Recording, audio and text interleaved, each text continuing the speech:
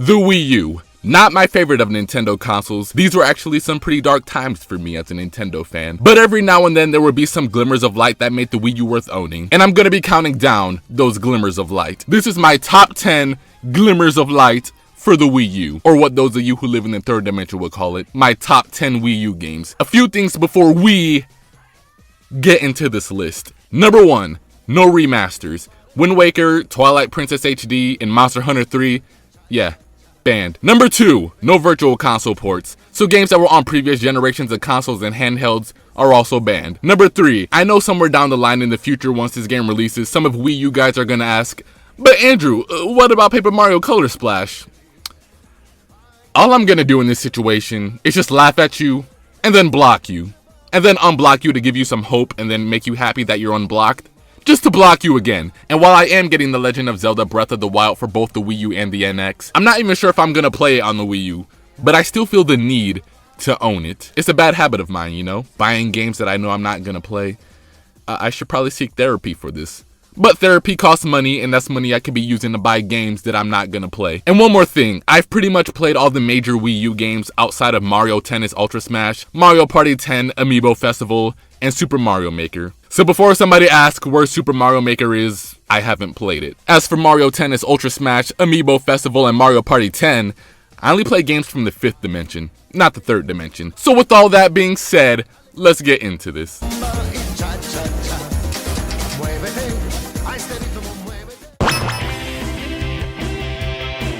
Kirby and the Rainbow Curse. Quite possibly the only game on the Wii U where I didn't despise using the gamepad, and one of the few games that actually took advantage of it. Let me just say that Kirby and the Rainbow Curse is absolutely gorgeous. You're gonna be hearing that a lot throughout this video. Claymation was such a perfect design for this game to use. I mean, just look at Kirby rolling around all clay-like. It speaks to me, you know? It says, Andrew. That's really all it says. You guide Kirby by drawing lines on the screen wherever you want to go. Kirby can't absorb enemies this time around, but does he really need to? He can just roll into enemies with his face and call it a day. Which is why Kirby's one of the best. The game isn't all that long and the bosses are pretty easy, but it was a nice and fun experience to the very end. The game has a lot to collect from diary pieces, trophies, and music. And speaking on the music, this game has a phenomenal soundtrack. Something else you're gonna be hearing a lot throughout this video. Kirby, why are your soundtracks so amazing? I demand answers immediately. A game like Kirby is putting a lot of these other games to shame. I didn't think it was possible, but they remixed Factory Investigation from Kirby 64 and made it better. Kirby, you never cease to amaze me. I could go on and on about this game for hours. Could I? Probably not, you know, this is sort of my way of just transitioning into number 9. But Kirby and the Rainbow Curse was a fantastic game and goes down as one of my favorite games on the Wii U.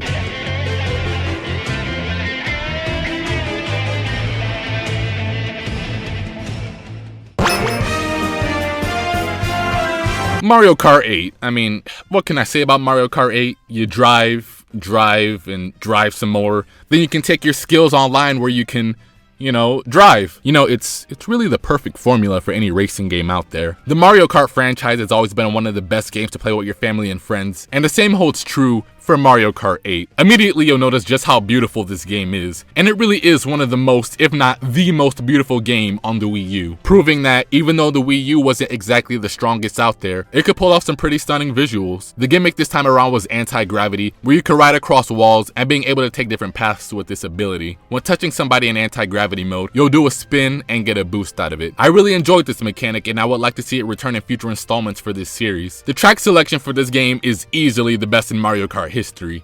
My opinion, okay guys, calm down. Pulling both new and old tracks into the mix, along with DLC tracks for certain characters. And speaking of DLC, Mario Kart 8 was also the first game that made me believe that DLC could be a good thing. For $12, you got 4 new cups, 8 new karts, and 6 new characters. 6 new characters who, half of which weren't even Mario characters, which makes my dream for Nintendo Kart just one step closer. That's pretty much half a game for $12, and I would have gladly paid more to see more tracks reimagined. Daisy Cruiser remade Nintendo, I don't care, people are tired of this level, I need it for every Mario game. And while there were some things that I was upset with, like the terrible battle mode, waste of space to baby characters and costume characters, and guys, can you please stop this and just bring back Diddy Kong, Petey Piranha, and Boo? Yes? Please? Okay? Thank you. And that the single player content was pretty light, especially coming off of Sonic Racing Transformed, when that game has so much you could do outside of racing, is what's holding this game back from being higher on my list. Not my favorite of the Mario Karts. I mean, come on. Double Dash Boys for life. But this game is a close second in terms of the Mario Kart franchise, and it is a must own for any Wii U owner out there.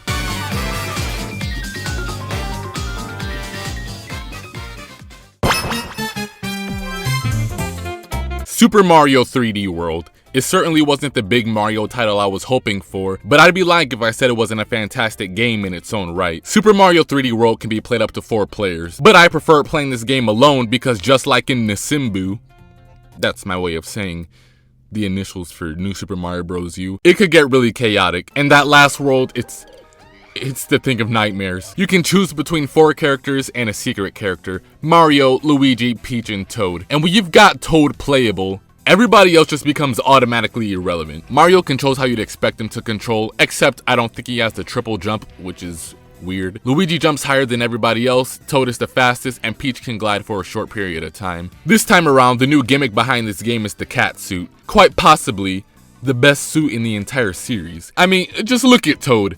How could you not? Visually, this game is absolutely gorgeous. The levels were beautiful with bright, vibrant colors surrounding the environment, and don't even get me started on this soundtrack. Incredible. I don't know what the deal has been with Nintendo recently and making their games have really jazzy soundtracks, but I love it. Please, keep up the good work. Again, while I was hoping for something bigger and grander, Super Mario 3D World was still a really great game and goes down as one of my favorite games on the Wii U.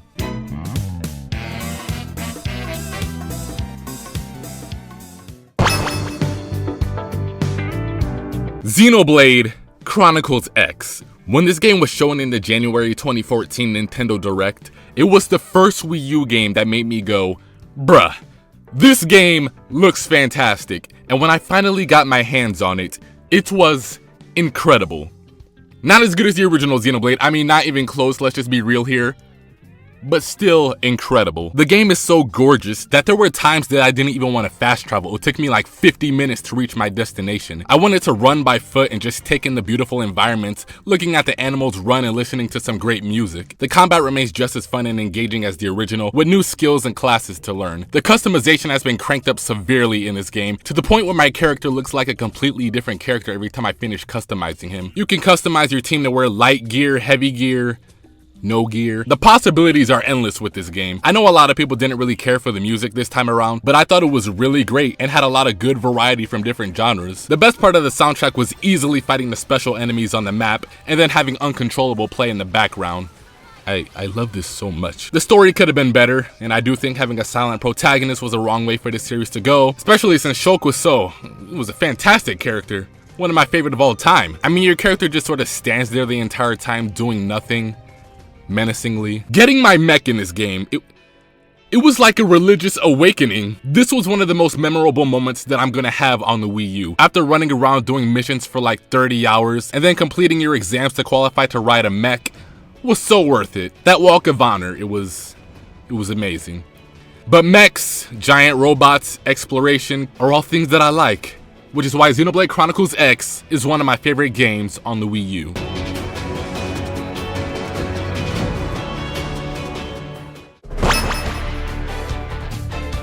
Super Smash Bros. For Wii U, a game that I absolutely hated in the beginning. Despised it. I despised this game. I refused to play this game because everybody that I used in previous Smash games got cut. Ice Climber, Snake, Wolf, Roy, Lucas, and Ivysaur.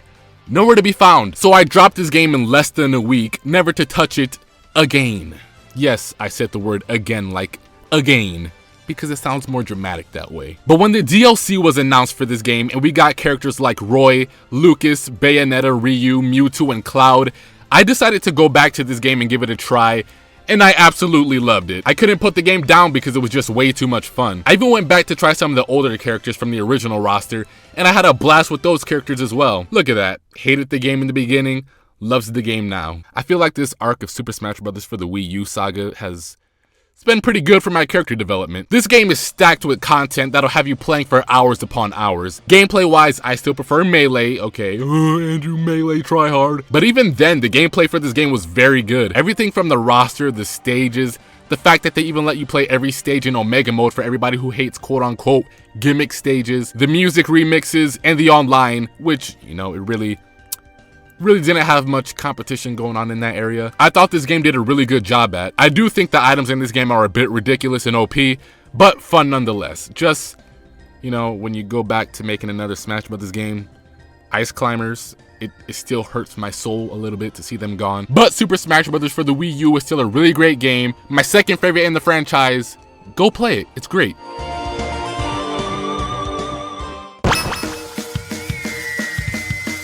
Splatoon. Who knew a game about kids who can transform into squids would be so great and successful? People are going crazy over the Splatoon greatness. They've even got concerts of Callie and Marie.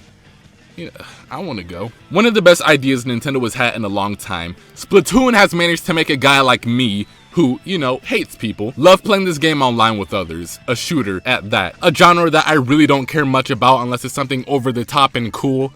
And Splatoon. It's one cool game. Easily the most addicting game on the system, probably even the entire generation. I had to force myself away from this game because it was just too much fun. And I'm not gonna lie, most of my time spent playing this game I was losing, but losing just made me want to keep coming back for more. My winning streak is 3, if anybody was wondering. Nintendo has managed to give new life into the stagnant brown and gray shooter genre and prove that there's still a lot more that could be done with this genre. The single player mode was kinda it mostly just felt like a big challenge room, but that final boss, easily one of my favorite final bosses of all time. Have you noticed that I say a lot of things are my favorite things of all time? The soundtrack was weird, but in a good way. The customization was done very well for this game. You could change your clothes and weapons to drastically alter how your character plays, as opposed to somebody else. Splatoon is one of the best games Nintendo has made in over a decade. If you have a Wii U and you haven't played Splatoon, go play Splatoon. It's great.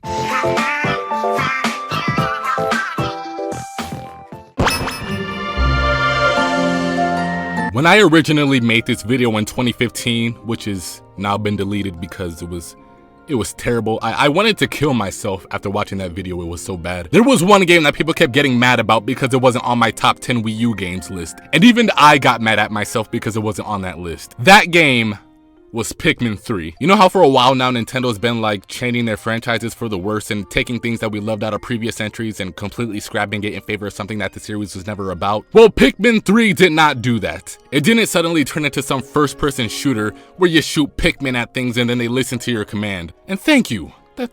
That's all I want in a sequel. Nintendo just did everything right with this game. The soundtrack, the world, the characters, the enemy designs, the detailed fruit, yeah, I'm praising fruit, the DLC, and the new rock and flying type Pikmin. Pikmin 3 was also the first game that really made me put hours upon hours into my Wii U. This game, it's so good. You control 3 new captains this time around, and you control the Pikmin to help you progress throughout the game. They're basically your slaves. I don't have any other nice way of putting that. You tell them what to do, they do it. No questions asked. If they talk back, I mean, you can just kill them, but I mean, what kind of evil bastard kills their Pikmin? You know, I should watch my language right now. YouTube's lurking. I hear they're doing some stuff about that. The sense of exploration was fantastic. Finding fruit to bring it back to your ship so that you don't go hungry was always fun. And it really made you feel like you were making progress throughout the game. Looking at the new and interesting creatures this time around was really fun. Finding new areas, multiplayer, data logs, listening to the characters interact with each other, fighting unique bosses and so on. Pikmin 3. Incredible. Go play it.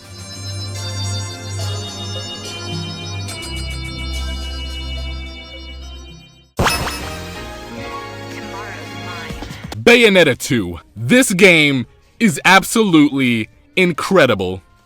I feel like I said that like 20 times throughout this video. I think it's one of the best action games to date, if I'm being perfectly honest. It's got that over-the-top greatness that I've come to love Platinum Games for. God, I love Platinum Games. How could some of you guys not like Platinum Games? What's wrong with you? Bayonetta herself is one of my favorite video game characters of all time. The soundtrack is fantastic, and the combat is top of its class. The combat encourages people to pull off combos and dodge at the last second to enter witch time. In which, The game slows down, making it easier to rack up combos and look stylish while doing it. You kinda enter this zen-like state when you're playing Bayonetta 2. Like, it just starts to click and become natural for you, that you start feeling good and daring to pull off new combos and attacks. It's amazing. Platinum Games is the king of boss fights in my opinion. Looking at this game as a whole, I'd say Bayonetta overall has the greatest boss fights of all time. People, play Bayonetta 2, it's dope. Bayonetta 2 also comes with Bayonetta 1 if you don't want to jump into Bayonetta 2 without playing Bayonetta 1. That was hard to say, but said it on my first try. Clap it up for me. Go play Bayonetta 2. You won't regret it, people.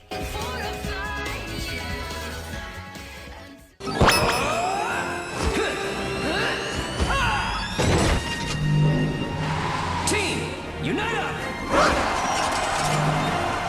The Wonderful 101, a game that is literally epic from the moment you put your game in till the very end. I had goosebumps the entire time I was playing this game because it was just incredible. This is quite possibly the most underrated game on the Wii U. I was gonna say of all time, but then I remembered Nier exists, and that game, that's the true definition of underrated right there. The Wonderful 101 did so many things right, and it's a shame that this game never really took off and that people were complaining about the controls, saying they were bad. When they weren't bad, they were just different. The game is an action game, but what sets it apart from other action games is that you have to draw your weapons by either drawing them on the touchscreen or the right analog stick. The bigger you draw your weapon, the stronger it gets. But you have to keep a lookout for your meter. Depending on how much meter you have left, determines how big you can make your weapon, if at all. This game had an amazing cast of characters that you'll just love. Even the villains were lovable in this game. And I honestly think that the Wonderful 101 had some of the greatest boss fights of all time. They were that good. And one of the most satisfying endings that I've ever experienced. If you're a fan of Sentai style shows or superheroes in general,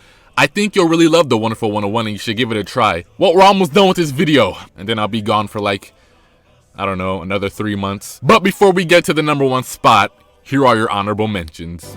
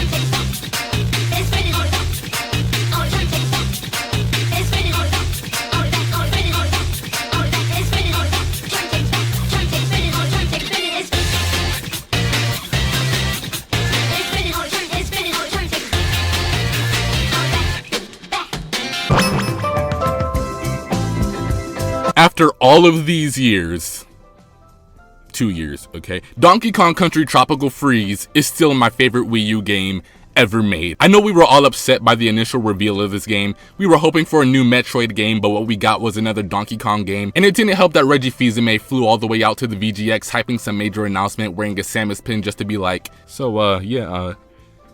Cranky Kong? What more do you want? Throw in the fact that Retro Studios' main thing that they were hyping behind this game was camera angles. But in the end, what we got was the greatest 2D platformer ever made.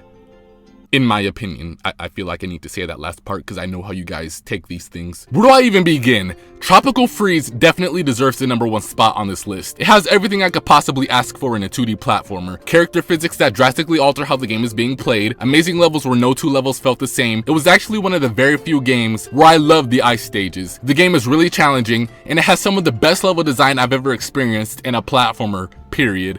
Let's just talk about the soundtrack. One word. David Wise. This soundtrack is easily in my top 5 soundtracks of all time. The soundtrack for this game was so incredible that I would get angry at myself whenever I died in a level because I wanted to continue listening to this beautiful music instead of restarting every time I died. Tropical Freeze is a perfect example of why music is so crucial in video games. When I was in this Africa stage, I felt like I was in an Africa stage. And when I was in this ice level stage, I was there. I can't explain. I was there, man. It was intense. Tropical Freeze is still my favorite game. Not even on the Wii U, but the entire generation. If you have a Wii U, you need to play Donkey Kong Country Tropical Freeze. There really isn't anything bad I could say about this game. Now one could say, but Andrew, what about the gamepad? It doesn't use it in the slightest. Thank God Tropical Freeze does not use the gamepad. You get bonus points from me when you do that. And it's a shame how much this game got hated and ridiculed for the simple fact that it wasn't Metroid. But guys, trust me, Tropical Freeze, greatness.